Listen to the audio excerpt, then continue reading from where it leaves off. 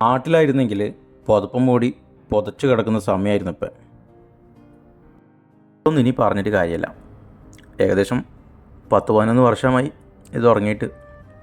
എല്ലാ പ്രവാസികളുടെ അവസ്ഥ ഇങ്ങനെയൊക്കെ തന്നെ ആയിരിക്കും. 9:30-നാണ് എനിക്ക് ഡ്യൂട്ടി. ഒരു 9:20-നെങ്കിലും ഞാൻ റൂമിൽ നിന്ന് ഇറങ്ങും. ഫുജേറയിലാണ് ഞാനിപ്പോൾ ജോലി ചെയ്യുന്നത്. എൻ്റെ കടയിലോട്ട് നടന്നു പോകുന്ന ഒരു രീതിയാണ് നിങ്ങളിപ്പോൾ കാണുന്നത്.